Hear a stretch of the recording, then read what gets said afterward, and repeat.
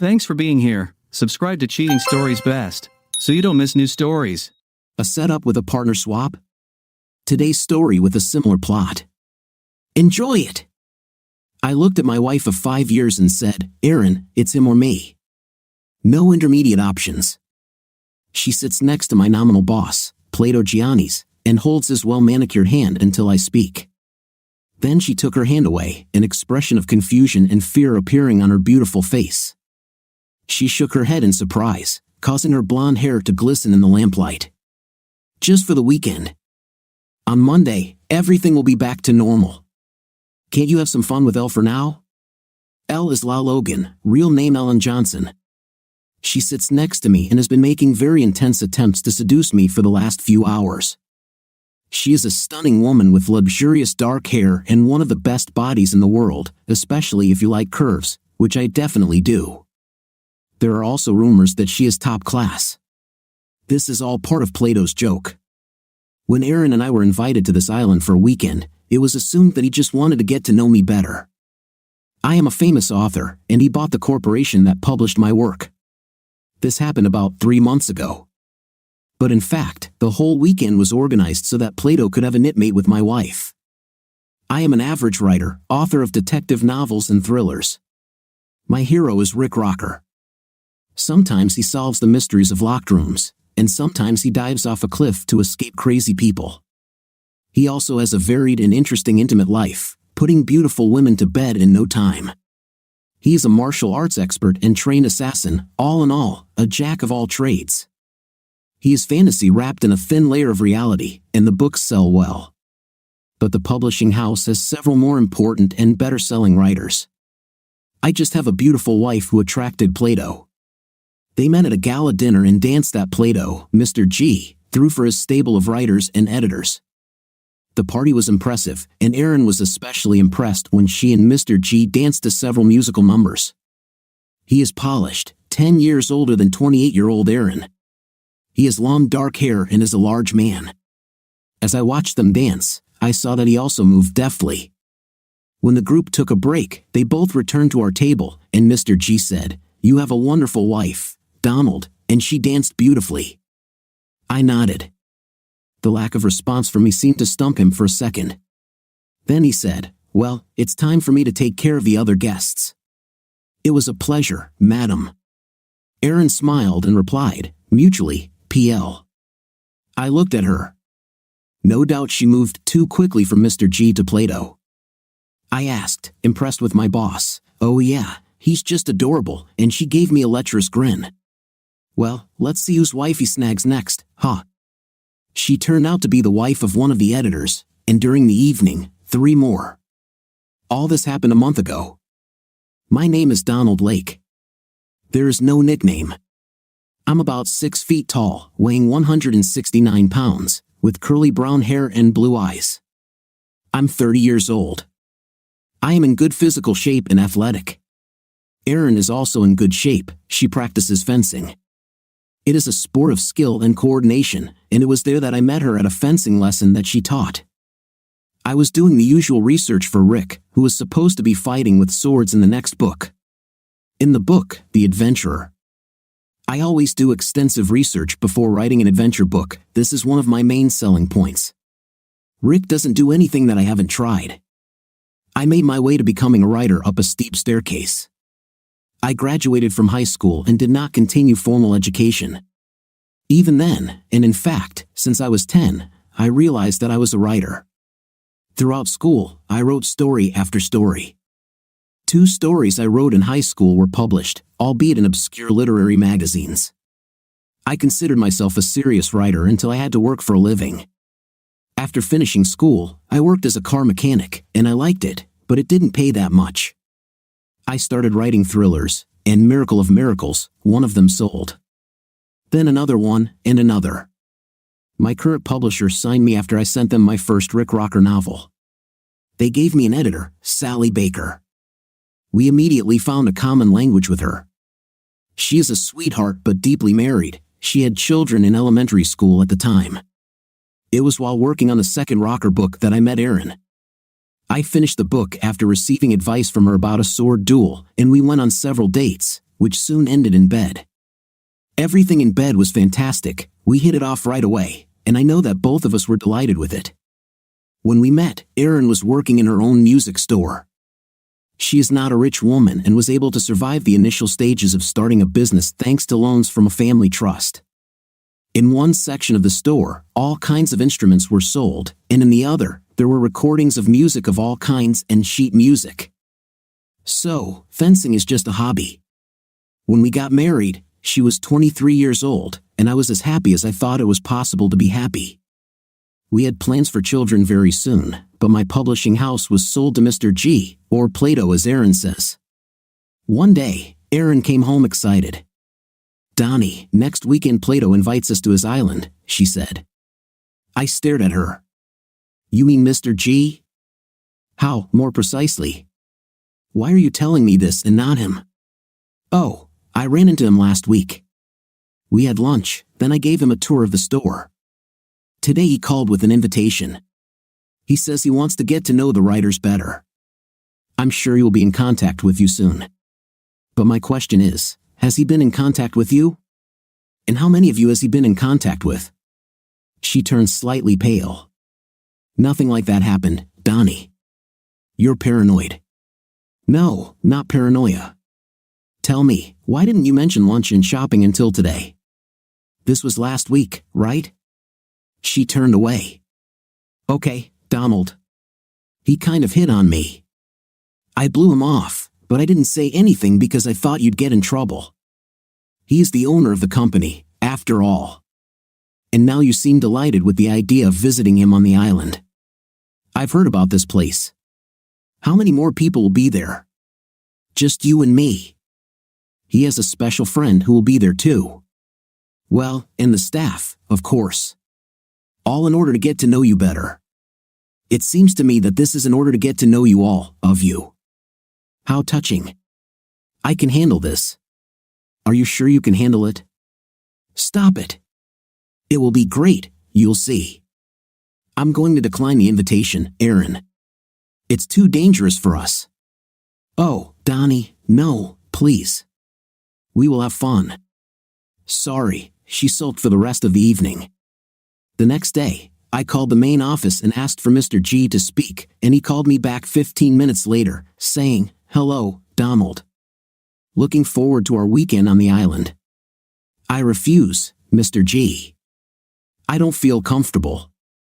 It seems my wife knew about it but not me. In fact, I think she had lunch with you, but she didn't tell me about it.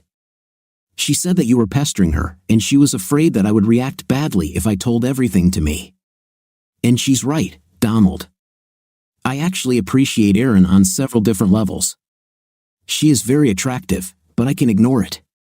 She is an entrepreneur like me, and you are one of my most profitable writers. I just want to get to know you both better. Sorry, Mr. G, it will not work. It's a shame that you feel that way, Donald. I wish you would change your mind. I'll keep the weekend open."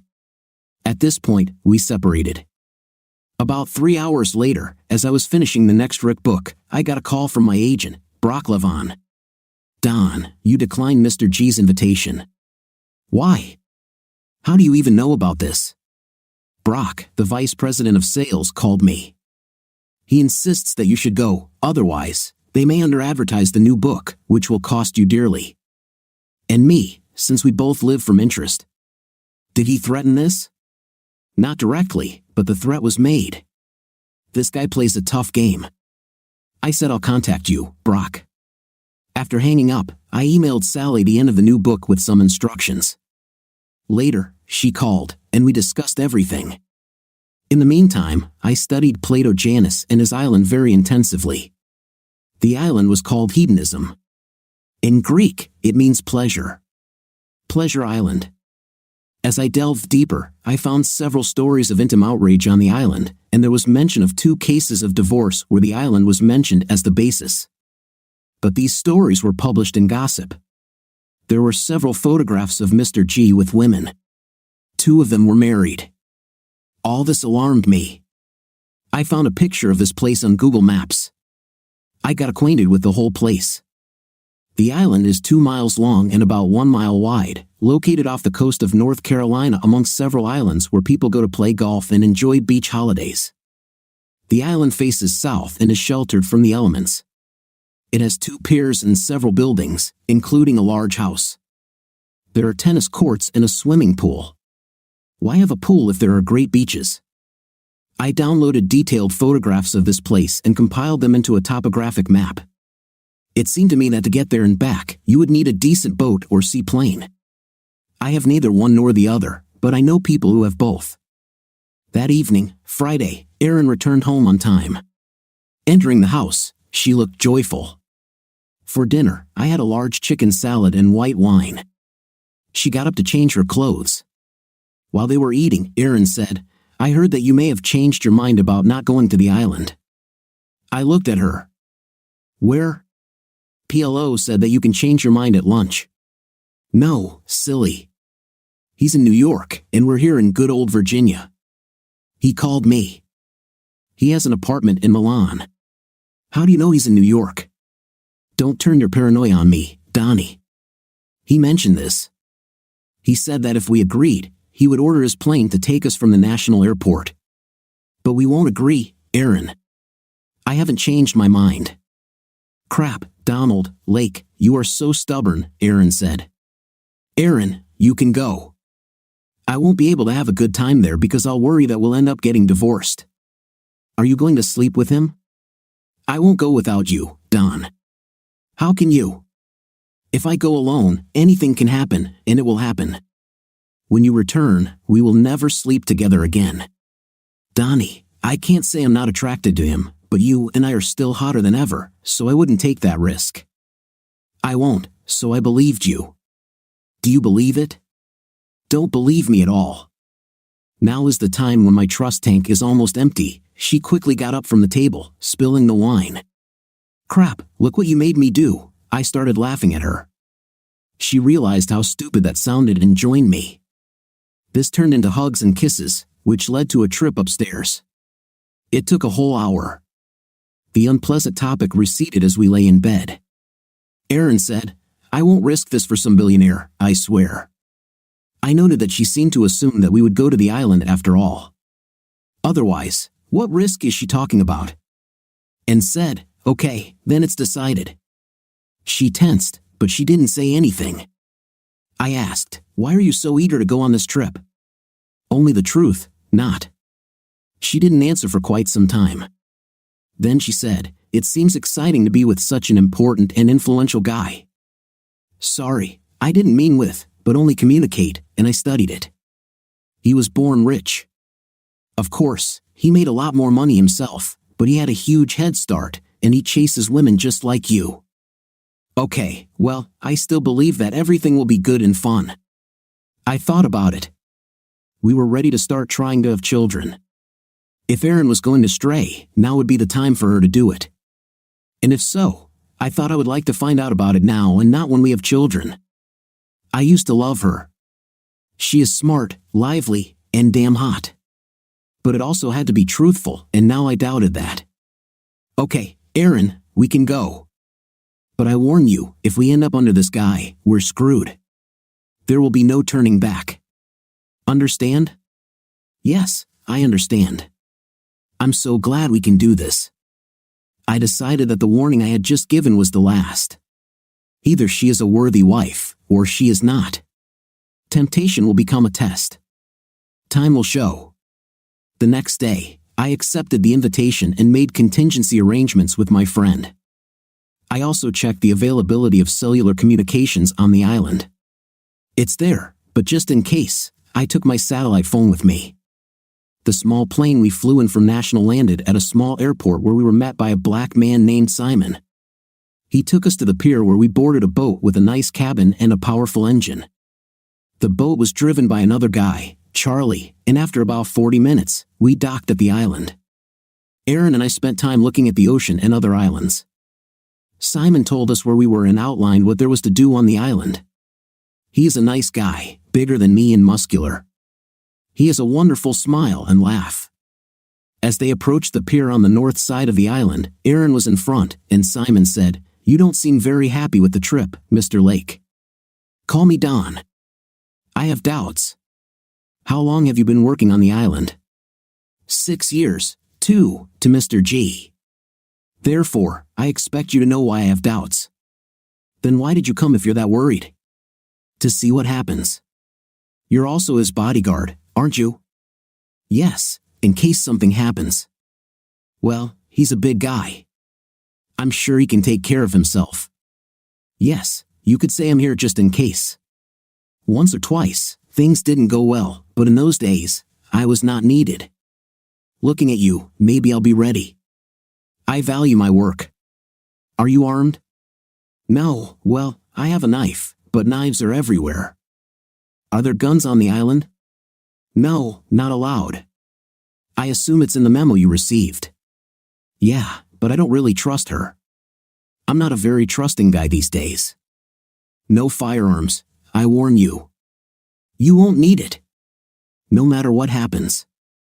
The boat was pressed tightly against the pier, and Simon and the young man on the pier tied it up. Simon gave Aaron his hand, and I jumped off the boat. Simon looked slightly worried about this. I accompanied Aaron towards the big house as Simon had indicated. Mr. G met us when we arrived at the house. He was dressed casually, wearing swimming trunks and a sleeveless shirt. With him was Elle, the most beautiful woman in the world. I looked at her as I found out who else would be there with us. That's how I found out that she was actually Helen Johnson from Jonestown. She was the semi-official mistress on the island, as well as in several houses owned by Mr. G. There was a time when she could be seen in the company of other noble men, not so often anymore. Mr. G appears to have received an exclusive agreement, at least in some way. Mr. G extended his hand to shake, and Elle hugged Aaron. G then hugged Aaron and Elle hugged me. She smelled and felt great during the hug. Her lips touched my ear. We were taken to a large room and offered drinks. It was 1 o'clock in the afternoon, and we had a light snack on the plane, but a small buffet was laid out for us. I gave up drinking and took sparkling water. Aaron took the wine. They both ate a small amount of food from the buffet. While we were doing this, Mr. G asked me about the new book. I sent it to Sally last week. I think it's on time. Oh yeah, I know you're always on time, Donald, sometimes even earlier, he smiled. Ella asked, what are you speaking about? I've read your books.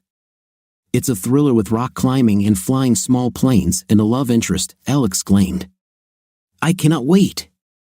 Maybe I can watch it sooner, Mr. G supported. We'll see, dear, and turned to Aaron, my dear, how are things in the music business? Everything is fine.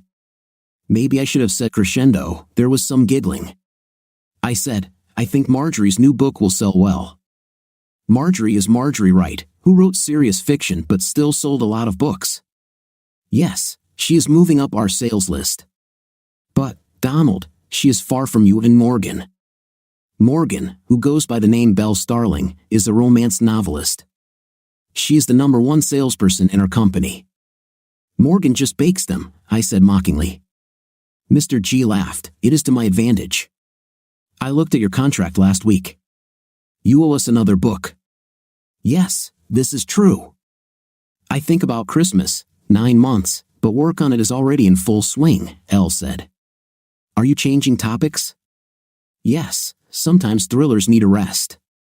Then I switched. The next book is The Mystery of an English Village. I researched this when we were there last summer, Elle said. Plato spoke very flatteringly about your sales. Each book sells better than the previous one, Aaron chimed in. It gathers a readership for our future. My store makes normal profits, Elle said. But do you have family money? Yes, I have them. So far after the store started working, I didn't touch them. Mr. G jumped up.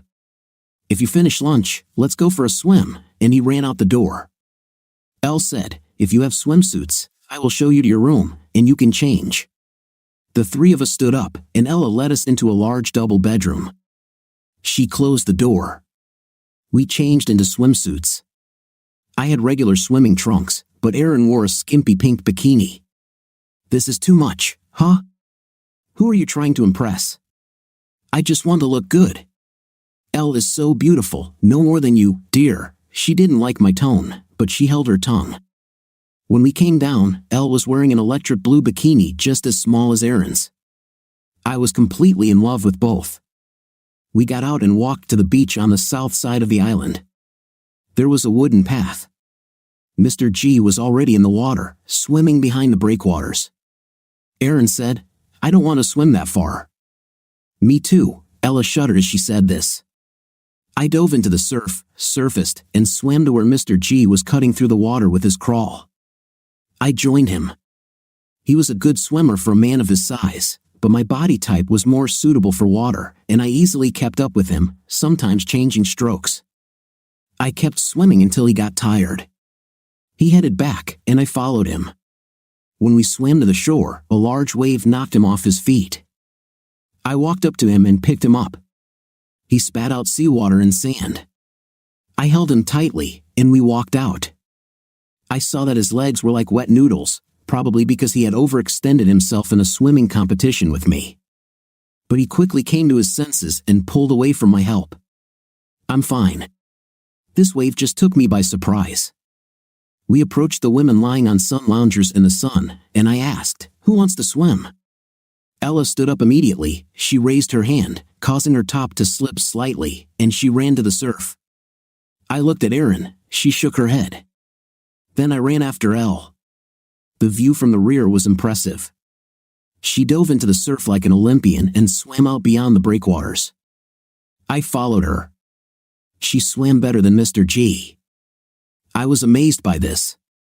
We swam next to each other for some distance, and she shouted, "Let's turn," which is what I did. The flash of flesh interested me. I let her get about 4 meters ahead of me and watched her from the side. She turned over and floated on her back, her breasts swayed in and out of the water.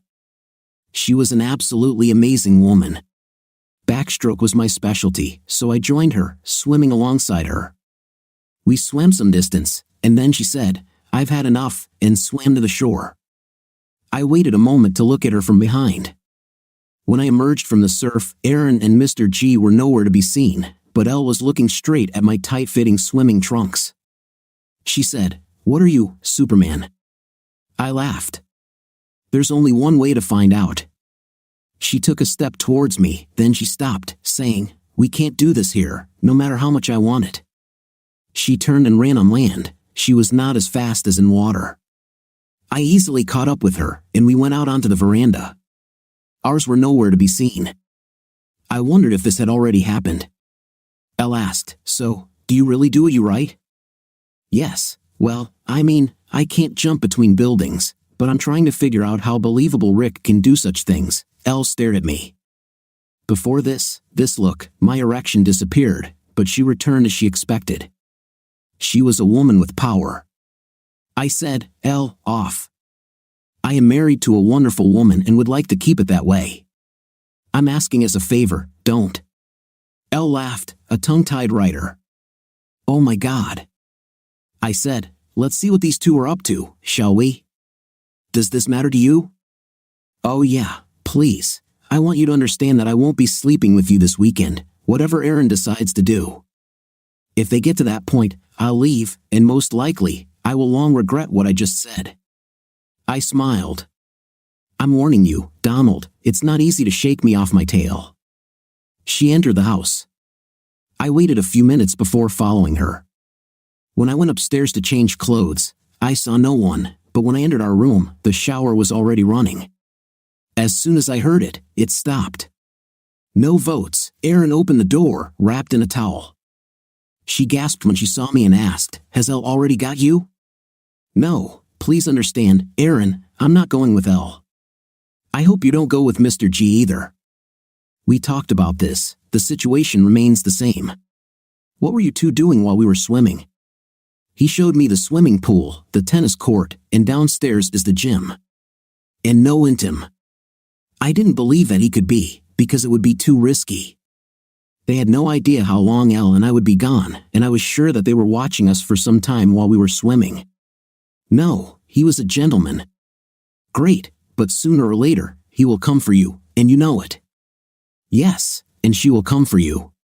He has as much chance of getting me as she has of getting you, she grinned. This is not very comforting, but I won't, and you better not do that. Otherwise, what we already talked about. Nothing changed. Drinks and snacks at 5, we have time for love, and she dropped the towel. I admit I was still on edge because of Elle, so I attacked Erin with genuine zeal, and she reciprocated my feelings. When we finished, we realized that the windows were open. Erin said, "Well, never mind, after all, we are married." I looked out the window. Elle was sitting on a sun lounger about 6 meters away from us. She looked up and smiled, waved her hand, and then reached for her shorts. I moved away from the window. Erin noticed that I was hard again and stared at me, then she looked out the window. She stood spellbound for some time. There was a groan from outside. Erin turned to me again, saying, "Oh my God, Donnie, forget about yourself. She can have me. I can give up on you." "I will not give up," Erin laughed at me. "You have to beg her to give up, otherwise, you have no chance." "I've already done this. It doesn't seem to work. I guess Plato gave her a task so he can have me. It's all so strange, but you have to admit it keeps your interest." "Erin, I promise you that I won't do this, although now you have helped me a lot." She looked at me. I was still erect. "Certainly, we can have intim at least every 2 hours. This should help." Maybe we went down to the main room in casual clothes for me. It's Docker shorts and a collared shirt. Erin put on a dress and let her hair down and high-heeled sandals. No doubt she looked beautiful. When we arrived, Mr. G was drinking beer. He said, "Hey, Donald, how's your swim with Elle?" "It was great, Mr. G. She is a talented swimmer. This is just one of the many talents she has. Call me Plato." "Fine, famous name, I like it." He was a famous guy. My father, rest his soul, loved reading about him. Elle came in. She was also wearing a dress and high heels. The dress seemed modest, but on her, it was not modest. I'm sure Erin felt a little insecure, and as I understand it, it was part of the game. Ella had to outshine Erin, who in turn would try to assert herself by getting Plato for herself. I moved closer to Erin and put my arm around her shoulders. Plato said, "There's wine, cocktails, beer, and some pretzels. Pretzels are my favorite." As he said this, he was eating one of them. The 4 of us chatted for a while. Ella then took me to show the house. It was impressive. The gym has excellent equipment. I asked, "Does Plato use this?" "He lifts weights." She pointed to the bench where the barbell was installed, heavy. I slid onto the bench under the barbell. B carefully removed it from the racks and made 5 swings, and then he put it back. Elle stood right above me, staring as best she could, and then she said, "He only makes 3, then he rests." She began to breathe heavily. I lifted the barbell and did 8 more reps, then he put her in her place, saying, "Everyone has their own strengths, and you have so many of them. Do you know what my role should be this weekend? Seduce me so Plato can take care of Erin." "Yes, this has happened before. I always complete a task, even if it is usually not very pleasant. But you'll be more than pleasant, I think." She gave me a killer smile. "If I start begging, will you stop?" I was actually serious when I said this, but she seemed to think I was joking. "No, but I will enjoy seeing you beg." She walked up the stairs.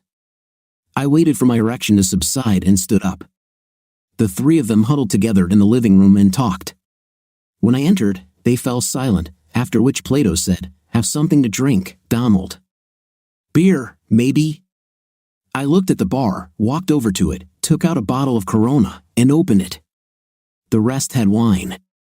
We chatted a little more, then I asked, "Have you finished discussing your plot, or should I leave?" This caused an awkward silence. Elise Lennell watched the other 2, mostly Erin. Erin looked at Plato and he said, "So, no secrets." At that moment, Simon came in and announced dinner. We went into the dining room where dishes were laid out on the buffet table. It was a family-style service. We sat at one end of a large table. They poured water, but I drank my beer and didn't drink water, breaking the conversation. He said, the tense situation I had created, and we chatted amicably about politics and baseball. Plato was a Yankees fan. Aaron and I rooted for the Orioles and Nationals. Elle liked the Pirates and was from Jonestown. Simon served dessert, tiramisu. I missed mine.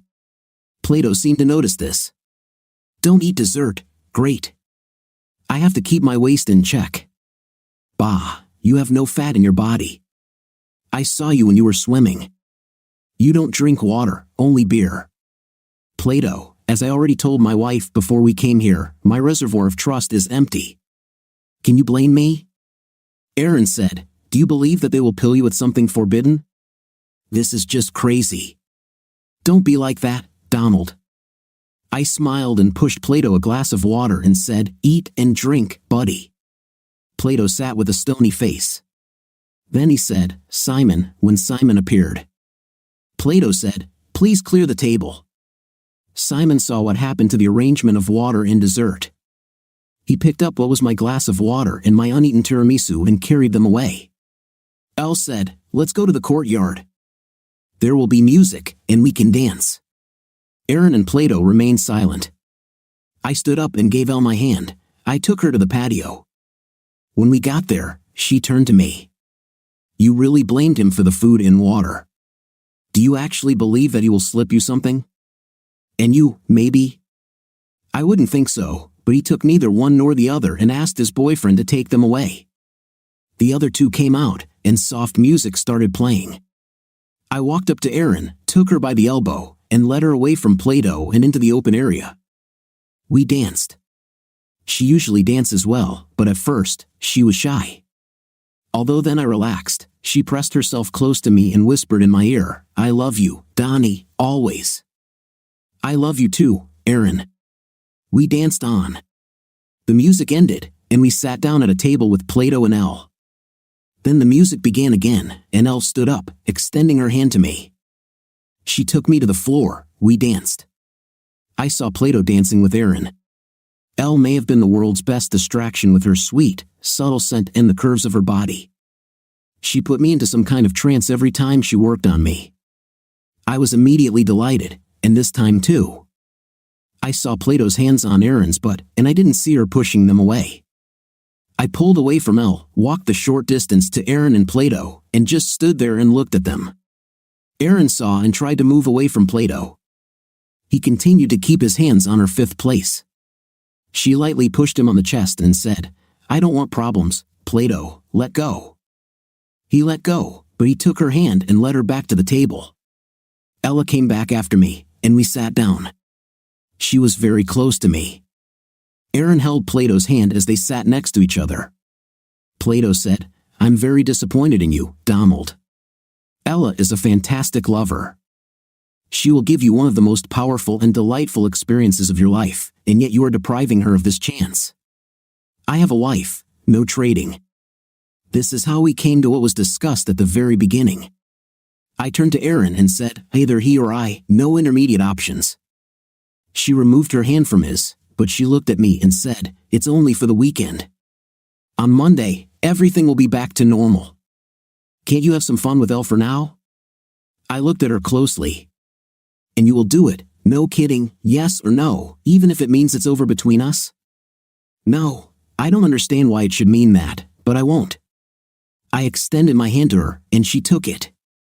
I pulled her towards me and gave her the hottest kiss I could muster, running my hands up and down her body, and then I pulled away. Tears came to my eyes. I breathed out the words that nearly killed me. The very fact that you would agree to have intimate with this guy means that everything is over between us. It's all over between us. I turned and walked towards the stairs. She screamed, no, Donnie, no. I got to the top of the stairs, grabbed my bag that I had packed earlier, and walked up the back fire escape. I made the call and ran into the darkness, sobbing. While I was running, I still heard screams. About 20 minutes later, I heard a plane. It splashed down near the southern dock and swam up to me. My buddy, Todd Jacobs, was flying it. I was walking towards him when Plato and Simon appeared behind me. Plato shouted, oh no, you idiot, you can't escape. You should stay here and calm your wife down. He rushed at me. I was already at the pier. Plato was uncontrollable and in no condition to fight. Simon stayed away, perhaps because Todd had a gun pointed at him. I threw Plato into the water. He floundered there, shouting, "You're fired." Do you hear me? Fired. I boarded the plane, and Todd taxied. We flew to a small lake near Dulles. He had a car there for me. I paid him for the service and went home to Alexandria. The road was dark and lonely. Our house was also dark. I entered it. I looked around at photos of us in happier times, photos of our relatives. I was shocked and just sat in the chair, staring into space. That's how I fell asleep. At 8 in the morning, I was awakened by the sound of a car outside. I looked out and saw Erin getting out of some rental car. She carried her bag to the door, unlocked it, and went inside. I stood and looked at her, and she stood motionless, looking at me. She looked terrible, probably more than I could know, she said. In my entire life, I've never messed up like that, and I never will again. Never. I don't want to lose you, Donnie. I shrugged. Erin, what did you think would happen when you decided to let Plato use you? Did you think that I could not notice this because of Elle? I was stupid, Donnie, so stupid. Well, tell me, did you and Plato set all this up? She looked down. Not really. He suggested that when we get there, there might be a substitution, and to be honest, I foresaw this in advance. I thought I would say no, and that would be the end of it. But you didn't say no, you said yes, only if you go with Elle. I saw how much you wanted her, you were on edge being around her. And then, do you think we'd rekindle our marriage and have kids and all that when I knew? When we both knew that we couldn't trust each other? I saw it as a sideshow when we both would have an exceptional experience. I smiled. I can understand why you thought my experience with Elle would be top-notch, but why did you think that Plato would be better than me? He excited me. He is older and stronger, he knew what to do to get me. I never thought he would be better than you, just different. So, Erin, how do I know this won't happen again? There are still many guys like Plato in the world, and he is still around. I didn't mean to cheat, Donnie. Everything was right in front of you. I just thought you would agree. Now, well, that is, you refused her, so I know you would never agree since you turned her down. Yes, well, I do not know. To me, you are not the woman I met and married. She wouldn't move to be seduced by some other guy. Donnie, can we see what happens next? And you know we always had great intimate, we both miss it. We can continue like this while you spend your time not trusting me. She stood up and took off all her clothes. I thought about turning away, but I didn't. She led me upstairs. The only thing we have always had, and probably always will have, is complete intimate compatibility. As soon as we get into bed, we always get together. So I let her go home. 10 years later, I picked up the kids from the school bus. It was 3:15. Jessica is 8, and Robert is 6. Helen, who does not yet go to school, is 3 years old. I was a stay-at-home writer, but I had a good woman coming to help, and I had the opportunity to write. It took over a year before I trusted Erin enough to let her come off the pills, but when she did, our intimate life took off. The thought that I had knocked her up excited us greatly. I closed my contract with my previous publisher, Sally, and I moved on to something else. The first book I wrote was about adventures on an island. Everything was close to the truth. Well, so be it. I had to hang from the plane's float before getting on board after I beat up Simon and his henchmen. Well, and also the character's wife was pilled with illegal substances so that she would want the villain, but the villain was thrown into the ocean and all that. The book sold a huge number of copies, and I got a movie deal that also included my 3 previous books. Plato could not complain about half-truths in the new book, where he was cast in the role of Socrates. If he did, he would be burdened with the truth of what happened. Erin now has 2 stores, they earn some money. I earn a lot. Before I fully accepted her back, she signed a postnuptial agreement. It affects both of us. No infidelity. Now the school year has begun, and when I was driving the 2 older ones home, a car drove up to our entrance. This is a small red sports model. Out came a remarkable pair of legs, followed by the rest of the most beautiful woman in the world. Helen smiled and waved to the children. They ran up to her, shouting, "Aunt Helen! Aunt Helen!" She hugged them and began to fuss around. Young Helen greeted her at the door as she entered the house. I poured her a seltzer, her favorite drink, and said, "Aaron will arrive soon.